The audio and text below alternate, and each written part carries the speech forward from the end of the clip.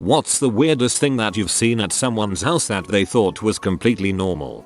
I knew a girl who would get glasses of water, and whenever she couldn't finish the whole thing, she would dump the rest on the carpet because it just absorbs it.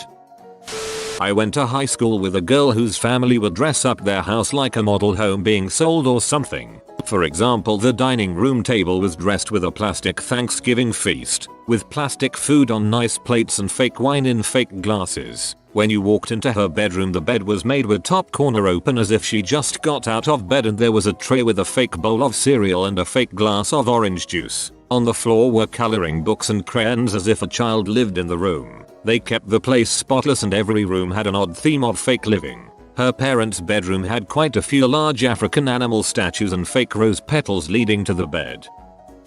When I moved cities in grade 2 or 3, I didn't know anyone. I met someone the first day and he invited me to his house that weekend to stay over. Everything was great. We played GameCube and stayed up until 3 AM. The latest I had been awake up to that point. He said we had to sleep in the basement so that we don't wake his parents when we went upstairs. We'd go downstairs with our sleeping bags and immediately I knew something was wrong. The worst smell I've ever experienced filled my nostrils the further we descended. In the corner of the room was a bed covered in what looked like crusty blood and some pus-colored streaks. Turns out his mother had a home birth the week before and kept the sheets as a memento. I haven't been back since. You'd think that the baby would be a good enough memento. Whole items of food left for days on the floor. Toddler not interested in that apple? That's fine. Just leave it there on the floor where he threw it. It will work its way under a piece of furniture and out of sight if we give it some time. Once I went to these people's house and there was an entire sandwich sitting in the corner of the living room floor. I was so distracted by it I didn't really hear much of what was said during that visit. I just sat and stared at the floor wick.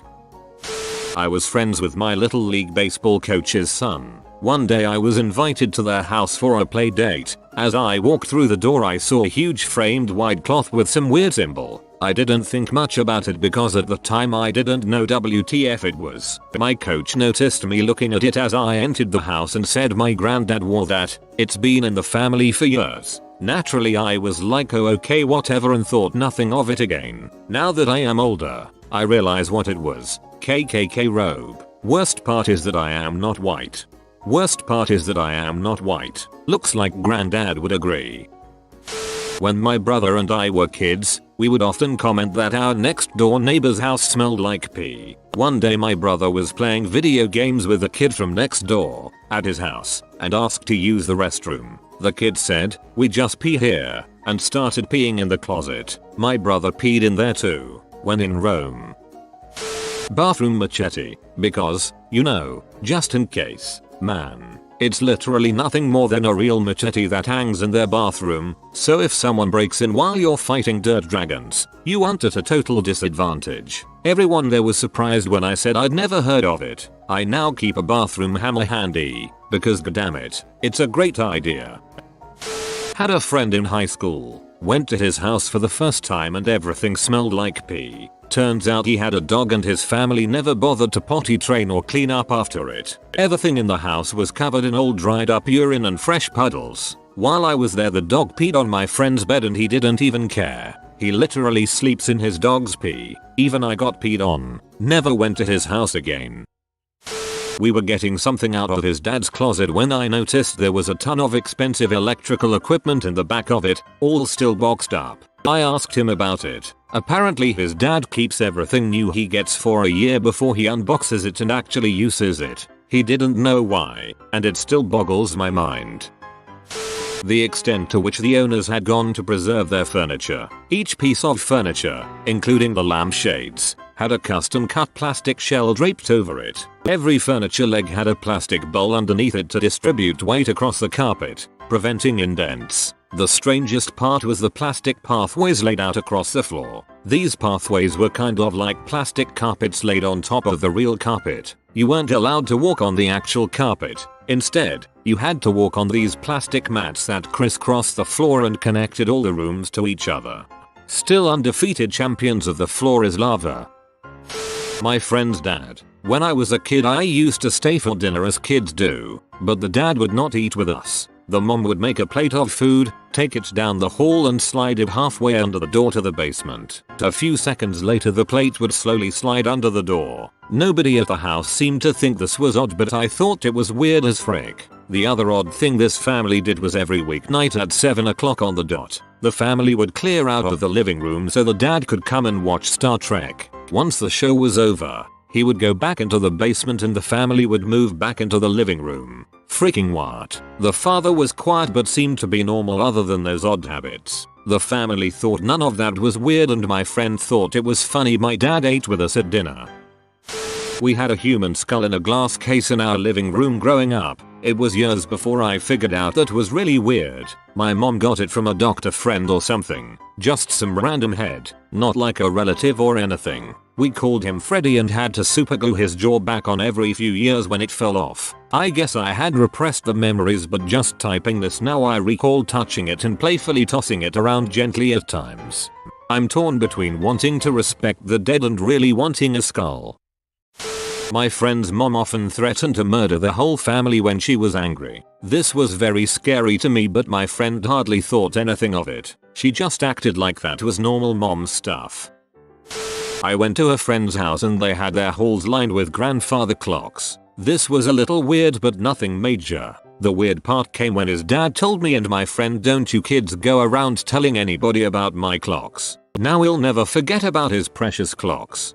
My neighbor was super into grandfather clocks. Turns out his collection was worth hundreds of thousands of dollars, and that was the reason he didn't want anyone to know. When he passed, many went to a museum. I will never forget as a child visiting my friend's house and noticing the wallpaper they had in his hallways. The pattern was of naked women throughout his apartment, just little naked women all over the wall. We were maybe 8 years old, and it was amazing. A cow tongue in place of a birthday cake. It wasn't like they couldn't afford a birthday cake either. They just had a cow tongue with a single candle in it. I knew a guy one time who would get completely undressed every time he took a crap, then take a shower afterwards to really clean up. He'd even do this at other people's houses. I was about 12-13, visiting my best friend's house for the first time. After lunch, I get the urge to take a dump, so I go to the restroom, do my thing, finish up, and flush. Nothing happens. I take a step back, flush again, still nothing. So I start freaking the frick out. I'm a kid. I just broke my friend's toilet. I don't have any money to pay to fix it or buy a new one. I'm standing there, sweating, trying to figure out a plan, and after 15 minutes I still got nothing. I finally decide to fess up. I mean, I can't stay in there all day. They'll eventually figure out something is wrong, right? I step outside and sheepishly tell his mom that I broke the toilet. She starts laughing, goes into the bathroom and turns on the water flow to the toilet, waits a few minutes, then flushes. Easy peasy. Everyone, the best friend, his mom, and his sister, then takes the opportunity to start laughing at me because I didn't know it was normal to turn the water on off whenever I needed to use the bathroom. To this day, if I'm unfamiliar with a restroom, I always do a precautionary flush just to make sure everything is working the way it should. When I was dating my first girlfriend in high school, I was invited over to her house for dinner and meet the parents, etc. At one point I was talking with her father in his study and noticed lots of old looking phallic objects on the shelves in the room. On closer inspection, they were mummified dongs, dozens of them. Turns out he was a urologist and an amateur archaeologist. One summer when I was about 13, a friend of mine had a friend from her school that invited us over to go swimming in her pool. We go to her place and are shown to her room to change. As I'm changing, my friend suddenly whispers, "What the frick?" I turn around and see a bunch of used sanitary pads lined up on this girl's desk. She comes to join us in her room and my friend flat out asks her what the pads are all about. She says very plainly they're for my dad so he can check that I'm not pregnant.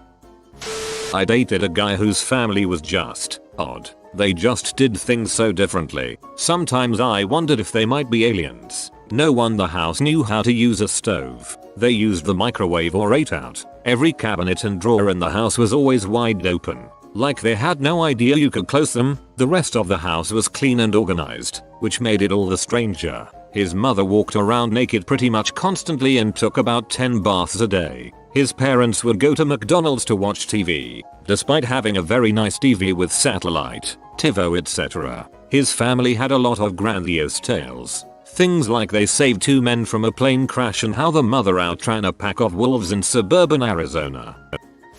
Spent the night at a friend's house in 6th grade. He lived with just his mom. Dad wasn't in the picture and he was an only child, so they had a close relationship. We were having a great time until his mom called him for bath time with her, like, together. They even left the door open like it was nothing. They could have been polite and offered you a scrub down as well. Girl from my previous work invited some of us over for dinner. As it turns out, she had removed the toilet seating from her toilet because it doesn't look good enough with it on. You actually had to sit on the thin ceramic rim. When I was 8 years old, my friend told me she had Super Mario, so of course we went to her house. Her parents thought it was okay to let her mentally handicapped older brother, probably around 15, wander around the house naked with a gigantic erection, casually jerking it from room to room. The room with the Nintendo was just a mattress, no sheets, and the TV. So at one point he went into the other room and grabbed a chair, set it right down next to the TV facing us and went to town. Her mother walked into the room and let us know it was time for dinner. Food stamp breakfast cereal, and the kid barely touched his food, just constant jerking off while they all ignored it like it was no big deal. I had a friend in high school whose family used a G.I. Joe aircraft carrier as a coffee table. 102-liter soda bottles filled with urine because the toilet is broken. But where was he pooping? Where was he pooping? I had a friend who did this. He'd crap in a pizza box, then take the box outside and put it in the bin for his building. It was a couple of months before he realized the pizza boxes had his name and flat number written on them. My parents were in a bowling league and would bring me with them. I made friends with a girl who hung out at the bowling alley because she lived in a home on an acre next to it. She invited me to come to her house while my parents bowled. We walked to her house, and when I walk in there is a lion cub chained to a coffee table in the front room. She asks me if I want to pet the lion. Of course I do. I pet the lion. We hang out, and I go back to the bowling alley like nothing happened. I tell my parents and they're like, sure, you pet a lion. Years later, when I am reading the paper, the girl and her family are arrested for illegally having exotic cats. I show my parents and have the best told you so moment in my life. Not me, but when my dad was younger he went to a friend's house who had a hallway with nude family pictures. A couple I know have some rather amorous shots of themselves up in the living room. They are into photography, so there are a lot of normal pictures of travel and animals, and then a few where he is obviously plowing her good.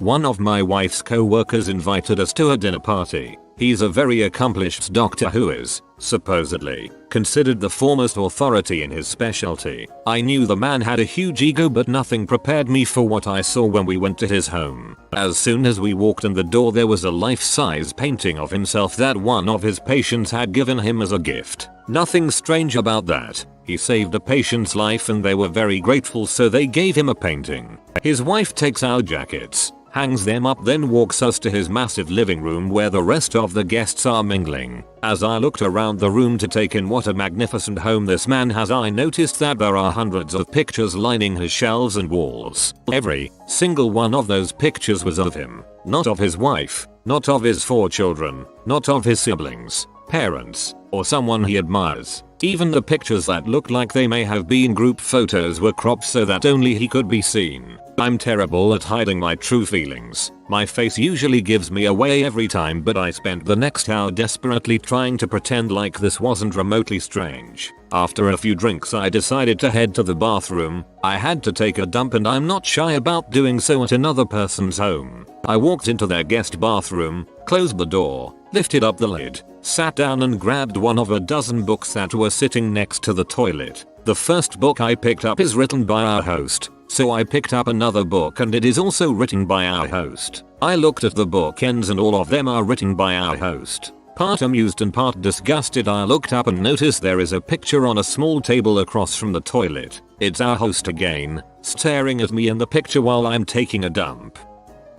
I was visiting a friend one time and we were about to go buy a 30 rack at the nearby liquor store. I tell him we need to stop by an ATM so I can pick up some cash to pay. He just turns and looks at me and goes, "Don't worry about it. We can just go to the money drawer." This kid's family literally kept a drawer full of $20 bills in the kitchen that you could just walk up to and grab whenever you needed something. It was pretty surreal.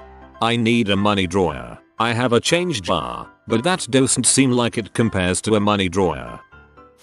When I was in college I played the drums in a band and we would often practice at the guitar player's house because his parents didn't care about the noise. The family was weird and the house smelled, but the thing that got me was the filth. There was always dog poop somewhere and I don't think they ever flushed or cleaned a toilet. All of this was considered normal to them. Then one day the guy that played guitar walked over to the corner of the room and peed on the floor. I was stunned. He wasn't drunk or anything like that. This was normal to him. His parents didn't care either. It was just how they did things.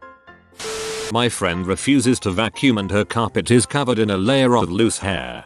I know a guy whose entire home has a layer of dog and cat hair on everything. He told me, if I vacuum the hair, there's gonna be hair on everything in like 30 minutes, so I just don't vacuum it.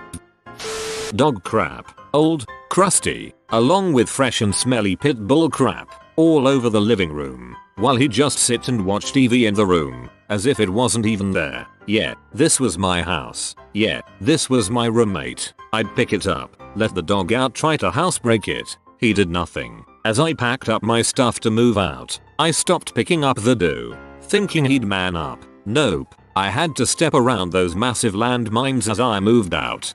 My direct response to a roommate's dog crapping on my floor was to bag it up and drop it in his lap. Your responsibilities are in my way. Clean up your dog's crap. A white carpeted kitchen. That's living on the fricking edge. You have been visited by the hangover papa. Comment, do a recover, papa, and you will never suffer from hangover again. If you are new to the channel, you can subscribe. I publish new videos every day. Until then, check another video, or don't. Either way, have a great day you magnificent people QA.